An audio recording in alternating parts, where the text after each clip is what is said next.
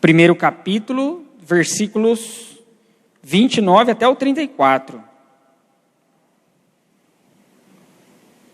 E acompanhe essa leitura que eu farei, que diz assim: No dia seguinte, viu João a Jesus, que vinha para ele e disse: Eis o Cordeiro de Deus, que tira o pecado do mundo. É este a favor de quem eu disse: Após mim, vem um varão que tem a primazia, porque já existia antes de mim. Eu mesmo não o conhecia, mas, a fim de que ele fosse manifestado a Israel, vim por isso, batizando com água. E João testemunhou dizendo: Vi o Espírito descer do céu como pomba e pousar sobre ele. Eu não o conhecia, aquele porém que me enviou a batizar com água me disse: Aquele sobre quem vires descer e pousar o Espírito, esse é o que batiza com o Espírito Santo. Pois eu de fato vi e tenho testificado que ele é Filho de Deus. Vamos orar mais uma vez, pedindo a iluminação e a sabedoria que vem do alto, para que possamos compreender a mensagem de Deus.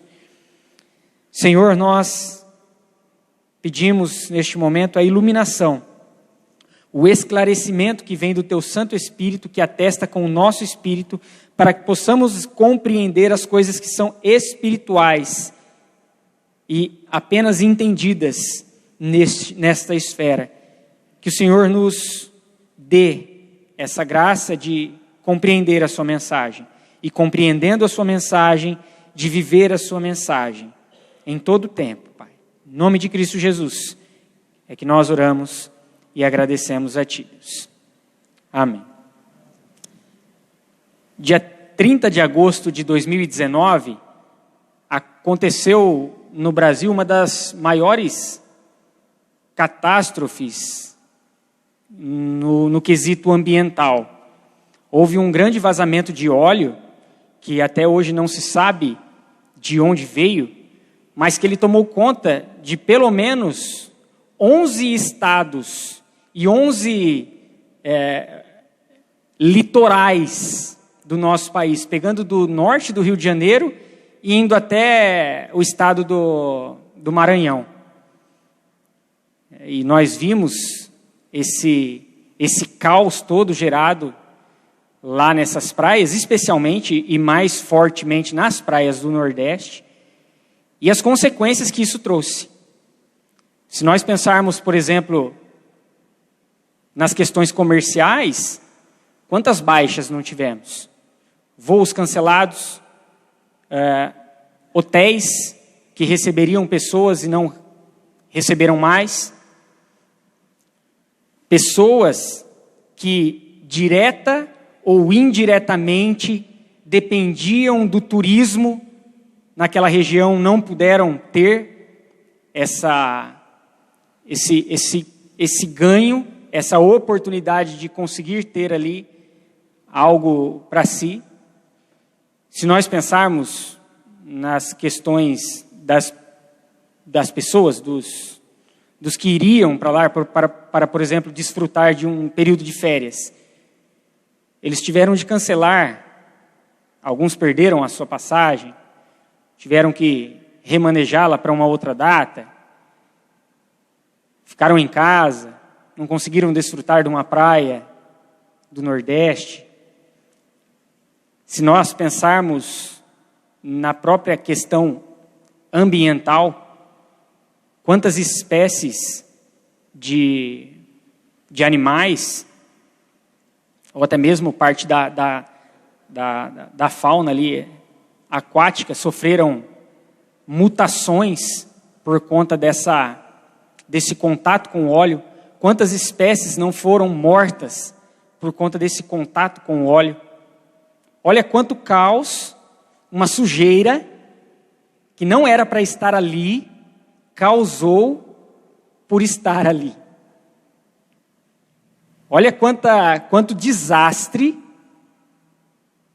causado por uma grande mancha. Estima-se que, só em termos de governo, cerca de 180 milhões de reais foram investidos para poder trazer a purificação daquelas praias, pelo menos do resíduo mais grosso, mais denso, não é?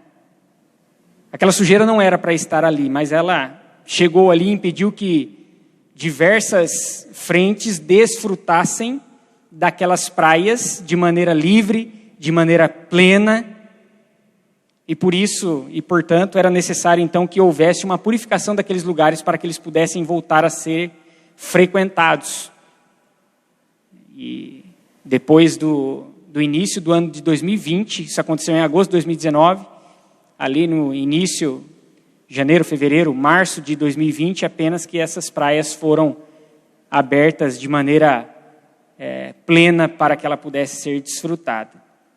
Precisava ser purificada. Purificação é o que João Batista pregava, e purificação era o que João Batista testemunhava o tempo todo em seu ministério.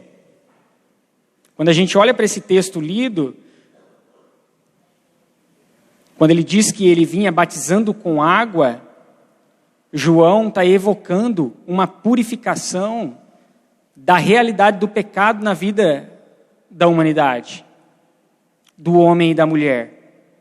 Esse testemunho de João, que vai dos versículos 29 ao 34, ele se dá um dia depois, no dia seguinte, à confissão de João Batista, que ele disse: eu não sou o Cristo, eu não sou o Messias, eu não sou o Salvador que repousa sobre Israel, mas alguém que veio declarar essa esperança.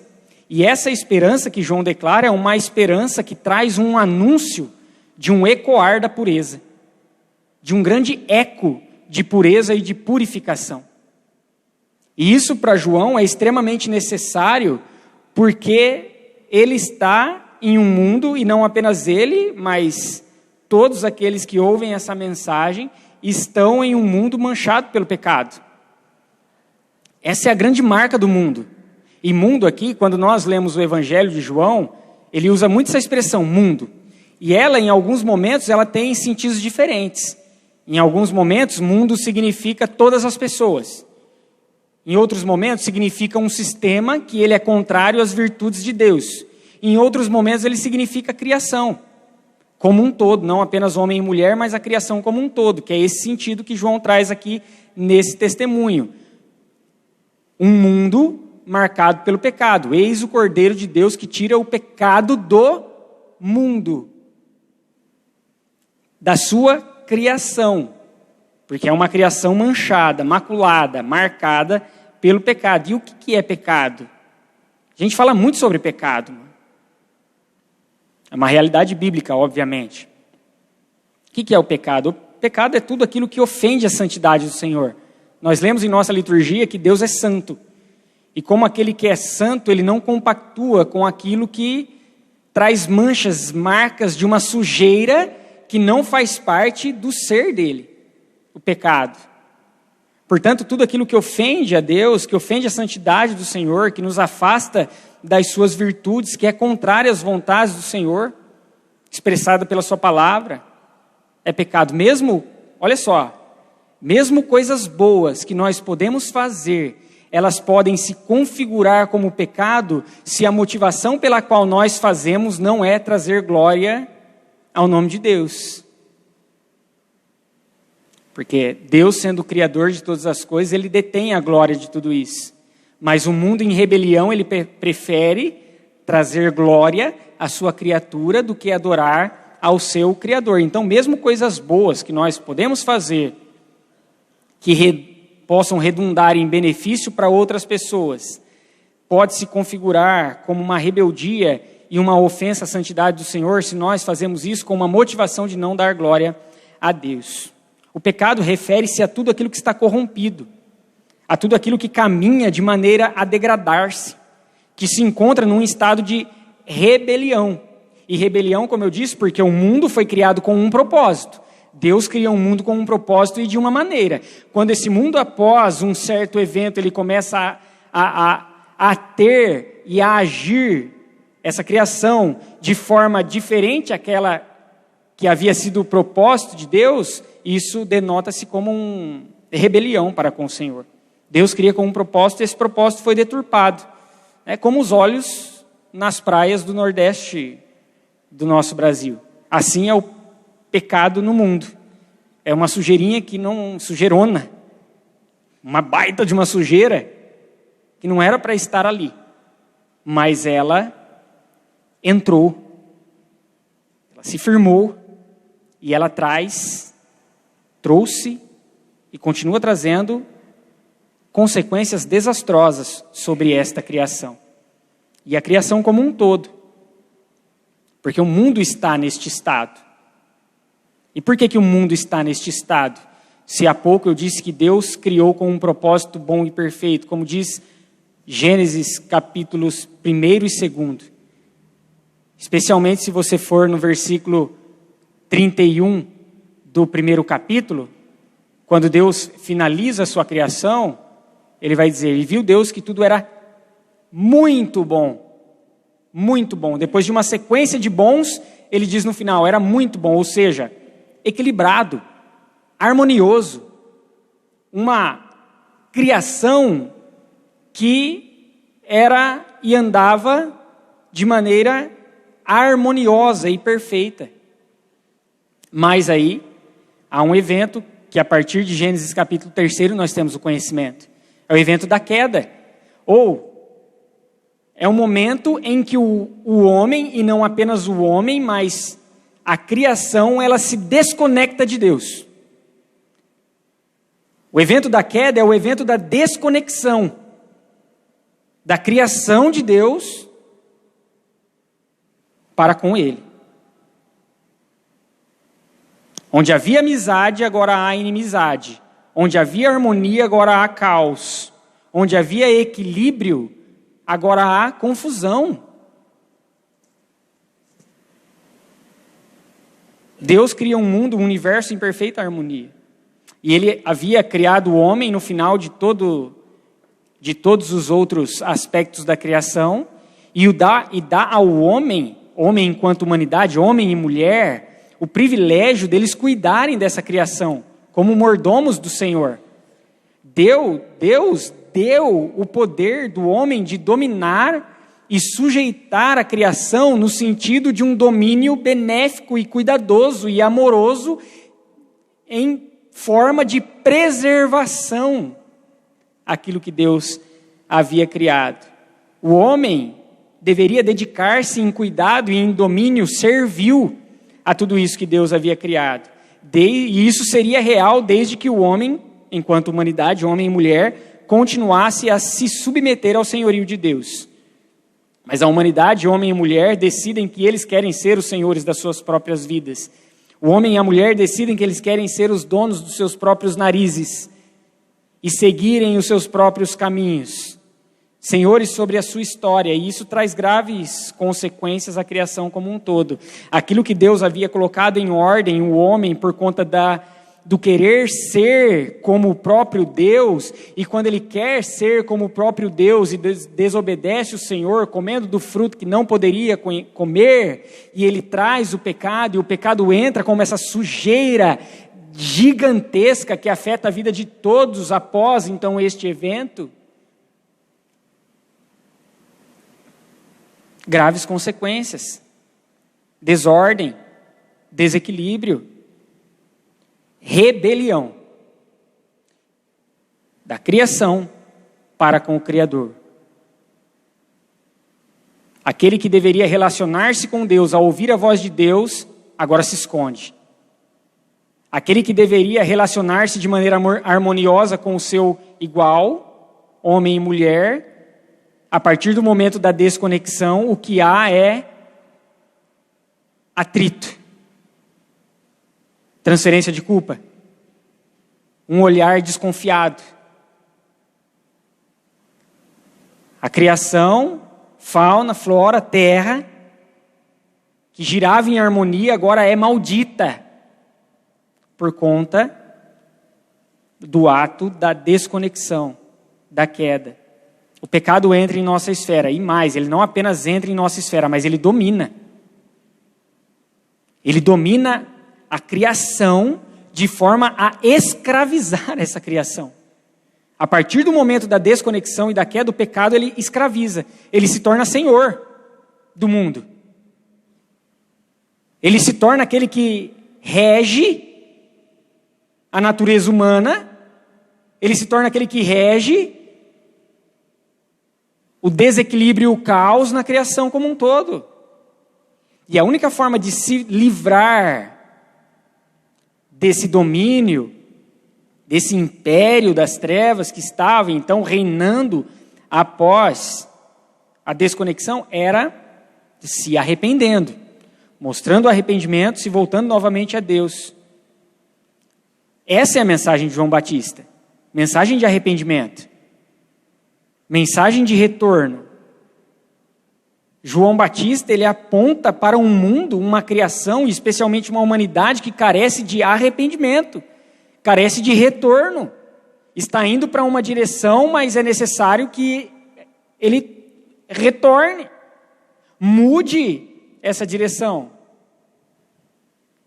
É necessário que haja o reconhecimento da condição onde nós nos encontramos, na condição em que nós estamos. Esse é o ecoar da pureza de João Batista. Um clamor à purificação, uma vez que esse mundo, como criação do Senhor, humanidade e todo o resto, é marcado, manchado pelo pecado. Esse também deve ser o nosso eco. As nossas vozes também devem ecoar essa purificação, esse clamor, esse testemunho.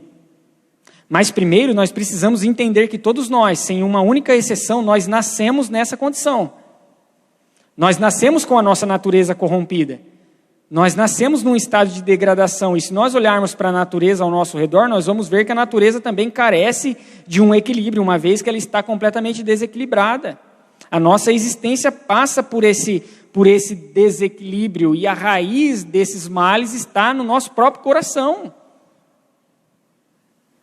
No coração do homem. Ali reside o pecado.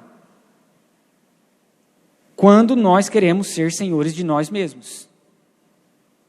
Quando nós queremos ser donos dos nossos próprios narizes. A mensagem de João, para nós, de João Batista, do evangelista João, que chama João Batista a testemunhar, é: nós precisamos de arrependimento. Nós precisamos de um estado de purificação que nos alcance. E essa mensagem é muito necessária, porque muitas pessoas não compreendem ser pecadoras. Muitas pessoas entendem que elas não precisam de arrependimento. Muitas pessoas vão olhar para si e elas vão achar que elas não precisam se voltar a Deus. Que elas não estão em inimizade com o Senhor. Por quê? Porque elas fazem caridade. Porque elas não falam palavrão.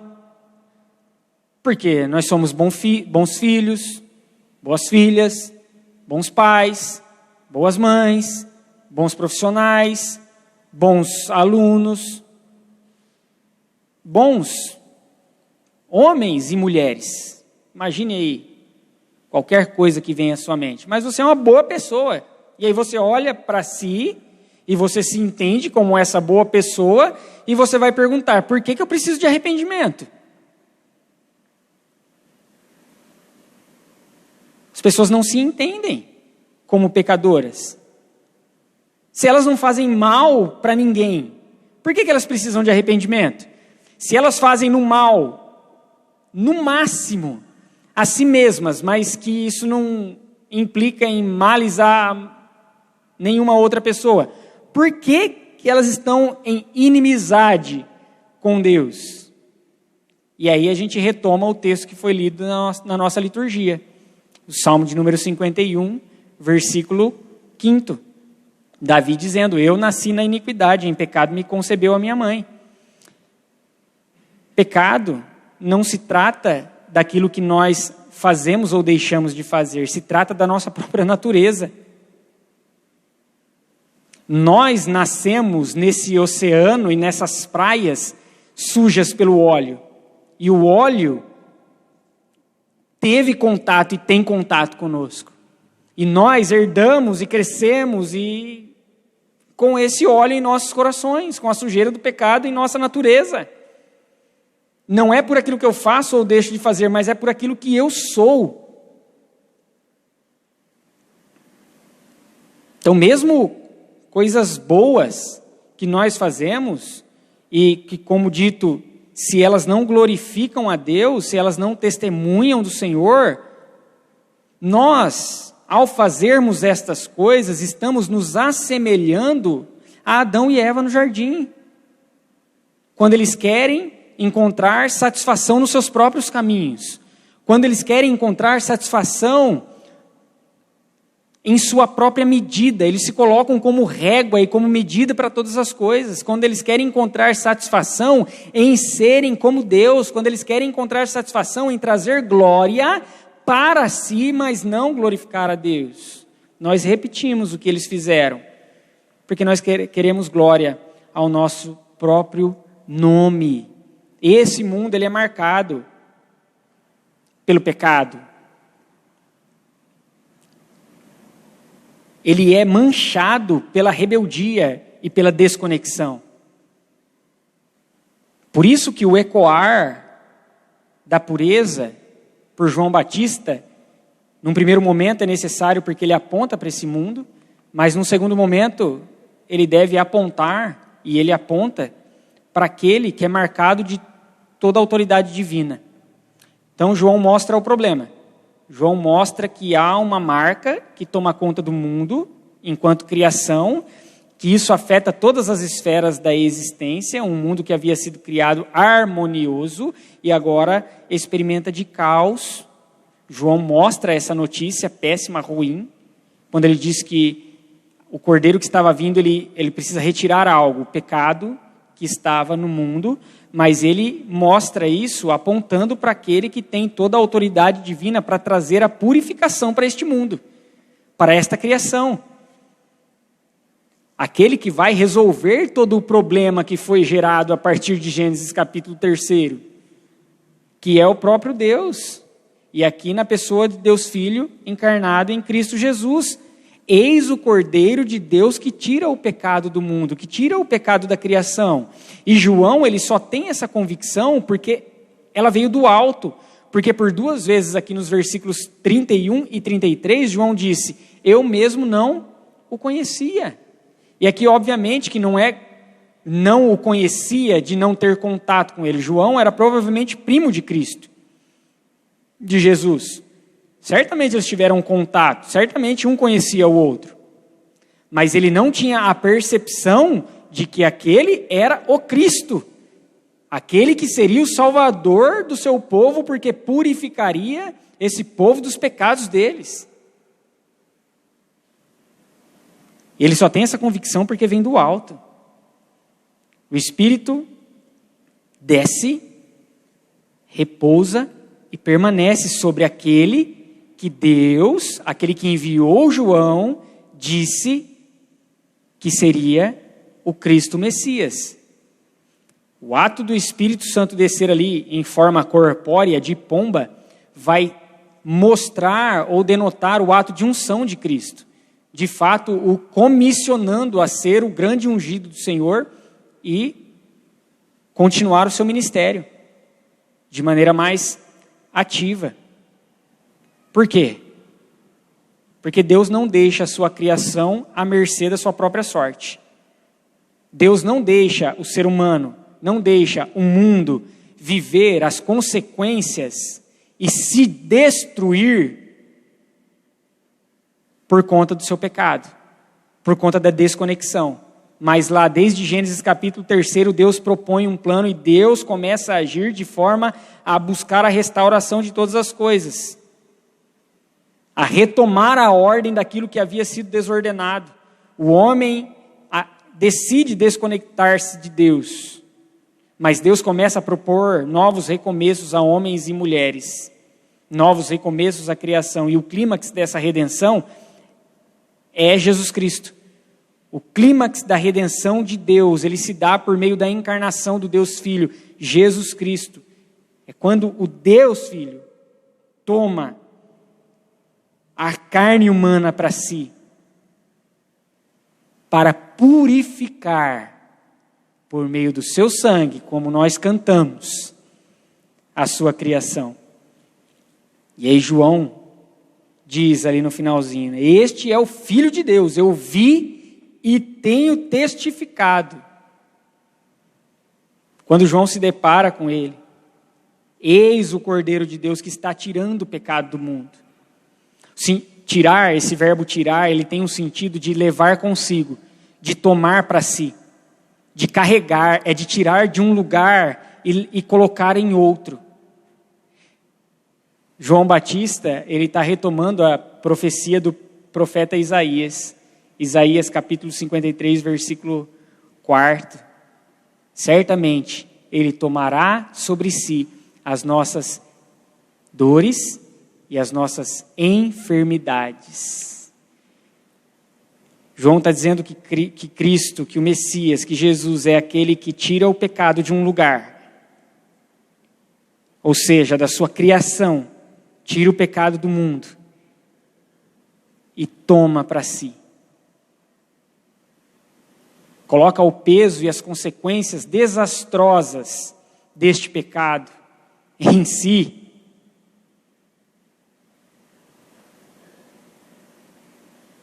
Como um cordeiro. Aqui, como a gente vai ver mais adiante, estava pertinho da Páscoa. Quando João diz, eis o Cordeiro de Deus. Na Páscoa era onde eles sacrificavam os cordeiros para a celebração. Cordeiro tinha que ser sem mácula. Cordeiro tinha que ser perfeito. Cordeiro não podia ter defeito nenhum. Apontando para aquele que seria o grande cordeiro. Não um animal, mas verdadeiramente homem. Perfeito. Sem defeito. Sem mácula. Jesus. João aponta para este cordeiro. Que, como ele disse no versículo 14,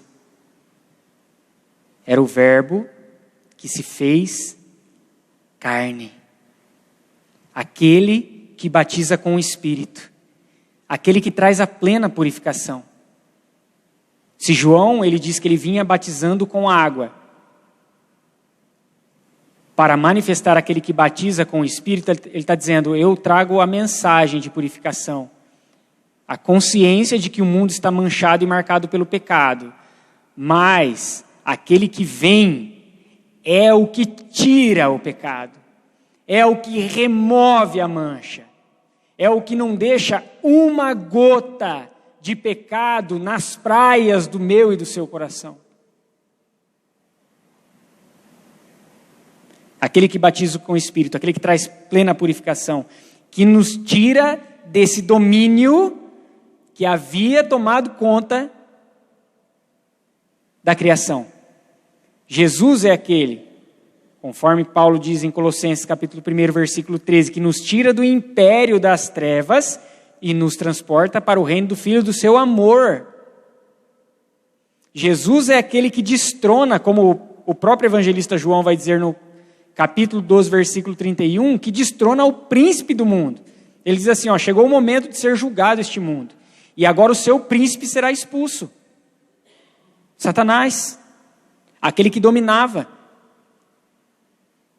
O pecado, aquele que exercia escravidão. A esperança da purificação de um mundo em rebelião para com Deus se encontra em Cristo. A esperança de uma purificação a uma criação que se afastava gradativamente do seu Criador só é possível por meio do puro sangue do Cordeiro de Deus que tira, que remove, que traz para si, que arranca da criação e toma para si, arranca o pecado do mundo. Jesus, o ungido de Deus, aquele sobre o qual o Espírito desceu e permaneceu, dando todo o poder e toda a autoridade para que ele exercesse e fizesse e realizasse toda essa obra. Aquele que está tirando o pecado do mundo, ele já venceu o poder do domínio, do pecado e do mal. Satanás já está derrotado. O pecado já está derrotado. Quando Cristo na cruz gritou, está consumado. Ponto final.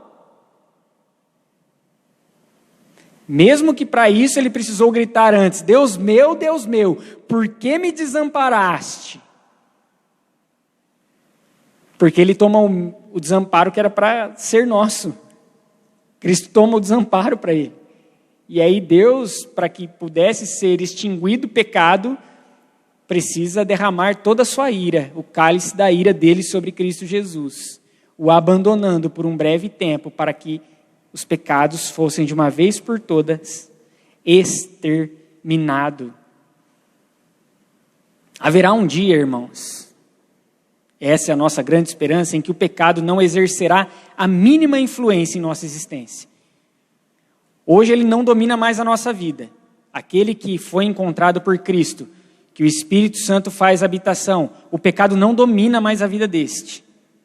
Embora a nossa natureza tenha marcas do pecado, e nós podemos pecar por conta dessas marcas que ainda estão, mas não exercem o domínio, mas estão ali, e também por causa do pecado que está ao nosso redor, a gente ainda pode sim falhar, errar e pecar, mas este pecado não domina mais a nossa vida, não tem mais poder, uma vez que toda a autoridade e poder divino foram derramados sobre a minha e a sua vida, e por meio desse poder, não por causa da minha vontade, não por causa da minha capacidade, não por causa dos meus méritos, mas por causa do poder do Espírito Santo, que é o Espírito do Senhor, o próprio Deus, a terceira pessoa da Trindade, que está sobre a sua igreja, que está sobre nós podemos sim responder positivamente ao que ele propõe, e negar sim uma vida de pecado.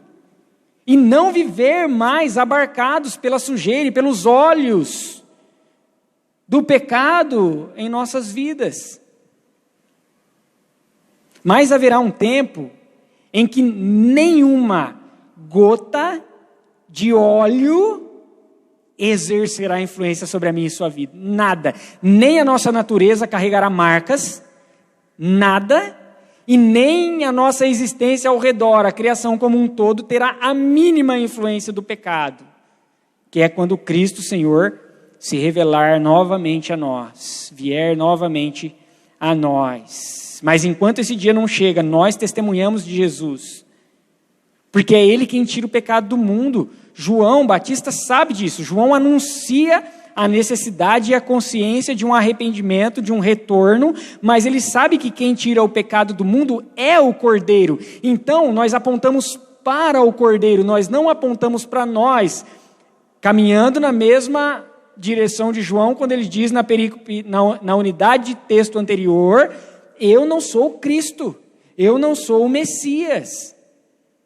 Nós testemunhamos de Jesus, como João vem fazendo, anunciamos que há uma má notícia, que essa conscientização de que o nosso mundo caminha à degradação e que se não é o alcance do Senhor, ele não tem recuperação. Nós anunciamos que há uma rebelião, nós anunciamos que há uma desconexão da criação para com o seu Criador, que há corrupção, mas nós anunciamos aquele que redime todas essas coisas, aquele que transforma a inimizade em amizade, aquele que transforma caos em harmonia, aquele que transforma um cenário de imperfeição em perfeição. Nós apontamos para aquele que é o Cordeiro que tira o pecado do mundo, que leva sobre si essa degradação, que levou sobre si, que tomou sobre si, e a partir deste momento o mundo vai sendo purificado à medida em que o testemunho de Cristo é compartilhado, à medida em que a igreja do Senhor exala a purificação de Cristo, o testemunho de Cristo, o mundo estará sendo experimentando, ainda que não na sua plenitude, a purificação. E como nós anunciamos a Cristo? Como nós testemunhamos dele? Aproveitando e criando as oportunidades. Quando eu olho para o versículo 31, quando João Batista diz, eu não o conhecia, mas a fim, ou seja, com o propósito de que ele fosse manifestado, ou seja, de que ele fosse revelado, vim por isso batizando com água. João João aproveita essa oportunidade de falar do arrependimento para testemunhar de Cristo. João cria as oportunidades e João aproveita as oportunidades. É com o propósito de manifestar a Cristo que eu vim falando do arrependimento. Falando do retorno. Alguns dias atrás, bateu em nossa porta lá um rapaz e ele queria comida. E aí eu conversei com ele, eu fui conversar com ele. Eu me esqueci o nome dele.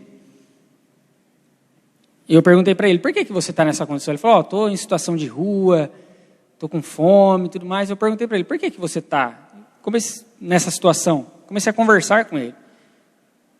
E aí no começo ele começava a culpar as outras pessoas, né? Tudo ao redor dele. Por causa disso, daquilo, tal. E aí no meio da nossa conversa eu fui direcionando ele a olhar que na verdade ele era o grande responsável por ele estar naquela situação. E ele reconheceu, ele chegou uma hora e disse, não, eu sei que eu sou o maior culpado porque eu estou nessa condição. E aí, em sequência, eu disse para ele, mas não é o fim. Eduardo, não é o fim, Eduardo. Há restauração para você. Há renovação para a sua vida. Há reestabelecimento na sua casa, na sua família. Precisa começar em você. Eu preciso ir para a igreja. Eu falei, não, antes de ir para a igreja, se relaciona com Cristo, filho. Igreja é uma consequência natural e maravilhosa, mas é Cristo. É Ele que tira o pecado do mundo. Não é a igreja que tira o pecado do mundo. É Cristo que tira o pecado do mundo. Não sou eu que tiro o pecado do mundo. É Cristo que tira o pecado do mundo. Eis o Cordeiro de Deus que tira o pecado do mundo. É testemunho dele que nós precisamos dar. E aí eu orei com ele, fiz uma marmita para ele e foi embora. A má notícia e nós estamos inseridos nessa má notícia como grandes responsáveis por essa degradação. Mas há uma maravilhosa e boa notícia. Assim nós anunciamos, assim nós testemunhamos de Cristo, assim nós aproveitamos as oportunidades e nós não apenas aproveitamos, mas nós criamos oportunidades para aproveitá-las. Aproveitar para falar de Cristo. Eu acho muito perigoso quando a gente assume uma postura que diz assim, eu não preciso falar de Cristo, apenas viver de Cristo está tudo certo. Eu acho muito perigoso. Eu só acho que isso é lícito, é genuíno, em um contexto específico. Contexto onde nós declaradamente somos proibidos de falar. Por exemplo, num país aí que se você falar de Cristo publicamente, você morre. Por exemplo, ou no meu trabalho, o chefe lá quer proibir de todo jeito de falar de Cristo. Se eu falar, ele vai me mandar embora. Nesses casos, a gente vive e a gente dá testemunho forte, mas com o intuito de trazer as pessoas para nós, de tomar a atenção delas, para que a partir desse movimento nós falemos. Porque não é apenas viver, é viver e falar. A gente vive para ter a oportunidade de falar. Não dá, quando a gente usa, e eu já usei diversas vezes isso, eu não preciso falar de Cristo, preciso viver, é porque eu queria me omitir. Essa é a mais pura verdade. Eu não queria falar de Cristo, porque eu tinha vergonha, porque eu tinha medo de rejeição, de qualquer coisa. Então, nesse contexto específico, beleza. Muito específico, por sinal. Do resto, não. É falar de Cristo. É anunciar. João está dizendo, vi e tenho testificado. Ele é o Filho de Deus, sobre o qual desceu e repousou o Espírito Santo. Nós não estamos aqui para testemunhar de nós mesmos. Testemunhar de que eu sou uma boa pessoa. De que eu sou um bom professor. De que eu sou um bom pastor. De que eu sou um bom pai. Um bom filho. Não estou aqui para testemunhar que eu sou bom. Eu estou aqui para testemunhar que quem é bom? Cristo. Então, se eu sou uma boa pessoa e nós devemos ser boas pessoas, Se ao sermos bons profissionais, isso gerar reconhecimento, ao sermos bons pais, ao termos um casamento exemplar, as pessoas vierem a perguntar, uau, o que há de diferente? Cristo. É só Ele. É só por Ele. Porque se depender de mim, é desastre total. Eu lembro outra vez que bateu uma outra pessoa na porta de casa. Eu nunca vi tanta gente bater no portão de casa igual aqui em Araras, ali no bairro que eu moro. Nunca vi. E olha que eu morava num bairro bem carente ali em Americana. 34 anos lá. Não acontecia isso não. Agora aqui em Araras, assim, toda semana tem gente. É oportunidade que Deus vai dando, gente. Muitas vezes eu negligencio. Muitas vezes. Mas são oportunidades que o Senhor vai dando. Certa feita, semana retrasada, pouquinho antes, uma outra pessoa bateu lá. Estava naquela época do calor intenso, faz mais tempo. Calor bem intenso. E ela queria um ventilador. Eu falei, uau, nossa, batendo na porta, queria um ventilador? Gente, eu não queria dar de jeito nenhum. Falei, não, eu tinha 2 ventiladores em casa. Um que ficava no quarto do Ian, um no nosso quarto. Mas, graças a Deus, a gente tem um ar-condicionado no nosso quarto lá. Eu não gosto de usar muito, me faz mal. Mas beleza. Mas eu não queria dar de jeito nenhum, era meu. Eu que comprei. Eu que me esforcei. E eu não queria dar, cara. E eu peguei, depois de muita relutância, o Espírito Santo brigando, eu brigando, a carne militando contra o Espírito, a carne dizendo, é seu miserável, não dá não, o Espírito dizendo, larga de ser imprestável. E aí quando eu dei o ventilador para ela levar embora, ela disse, ninguém faz isso. Eu falei, eu também não queria fazer não. Ela falou, o senhor é bom. Eu falei, não sou. Porque eu sou igual aos outros, porque eu não queria dar. E ela foi embora, eu não querendo dar. Mas eu disse para ela, mas Jesus me mandou te dar. A gente tem apego às coisas, né? Ô desgraça. Sujeira do pecadinho lá. A nossa praia ainda tem as manchinhas lá, se a gente não tomar cuidado. Eu disse, Jesus ama a sua vida, por isso que você está levando esse ventilador embora. Não é por causa de mim, não é por causa de nenhuma outra pessoa. Não julgue outra pessoa porque ela não te deu, porque eu sou a mesma coisa que essa pessoa. Mas Jesus ama a sua vida. Vai logo, senão eu pego de volta. Eu fiz uma oração com ela, ela foi embora. Apontar para Cristo. Eu podia muito bem, né? Nossa, como você é uma boa pessoa. E eu dizer, sou bom mesmo. Sou pastor lá da igreja presbiteriana. Vai lá visitar a gente. Eu não estou aqui para testemunhar de mim. Até porque se eu fosse testemunhar de mim, era isso que eu falei para vocês. Não é nada bom, né? Não é nada legal. É fazer e criar as oportunidades. Criar e aproveitar as oportunidades para falar abertamente de Cristo. De que Cristo é aquele que tira o pecado do mundo. Nós não podemos supor que as pessoas saibam quem é Cristo, porque muitas vezes a gente fala assim, não, eu vou viver Cristo, eu vou dar o testemunho, o exemplo, né, apenas das ações. A pessoa vai olhar para mim, ela vai saber que eu sou cristão, vai saber que eu sirvo a Cristo, está tudo certo, mas quantas concepções equivocadas as pessoas têm de Cristo Jesus? E quando a gente tem a oportunidade de falar, a gente precisa falar de fato do Messias que tira o pecado do mundo? É disso. As pessoas pensam que Cristo é um mestre, um profeta, um líder, um bom homem, pura e simplesmente. Não é? A gente precisa mostrar quem é Cristo Jesus. Por isso que a gente precisa falar abertamente. Nós temos concepção de que Cristo é o Cordeiro de Deus que tira o pecado do mundo, de que Ele é o Filho de Deus. Nós experimentamos porque essa convicção também veio do alto, como foi a João Batista, e nós testemunhamos dela. Eis o Cordeiro de Deus que tira o pecado do mundo. João não tinha concepção de quem era Jesus, ele não mesmo disse? Eu não conhecia, não sabia quem ele era. Nós não sabíamos quem era Cristo até que o Espírito Santo alcançasse a nossa vida.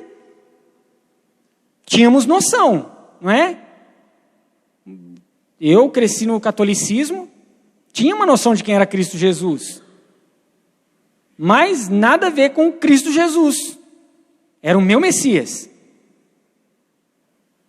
Era uma criação messiânica minha. Mas não era o Cristo. Então a gente não pode supor que as pessoas saibam. Por isso que a gente precisa falar e não apenas viver Cristo. Obviamente que o viver é primordial para que as pessoas vejam e essa seja uma luz que esclareça e chame a atenção para que elas então venham a conhecer a respeito do Cristo, o Cordeiro de Deus que tira o pecado do mundo. Nós estamos num mundo marcado e manchado pelo pecado.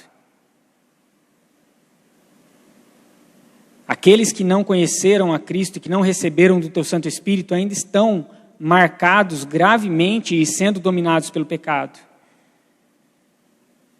Aqueles que já tiveram o alcance eficaz de Cristo Jesus não são mais dominados por isso. É essa graça que nós devemos levar à vida das pessoas. Esse é o eco da pureza. Um eco que aponta para a consciência da nossa condição e da condição na qual se encontra a criação. Mas que não para aí. E aponta para aquele que tem toda a autoridade divina. O Messias, o Filho de Deus. Vi e tenho testificado. É aquele que faz todas as coisas novas. Paulo diz, a criação geme aguardando a redenção. Cristo é aquele que faz nova todas as coisas. É aquele que fez nova a minha vida, nova a sua vida, aquele que é capaz de renovar a vida daqueles que ainda não foram renovados. Cristo é aquele que renova toda a sua criação. Porque ele, como diz João, é o Filho de Deus. Louvado seja ele.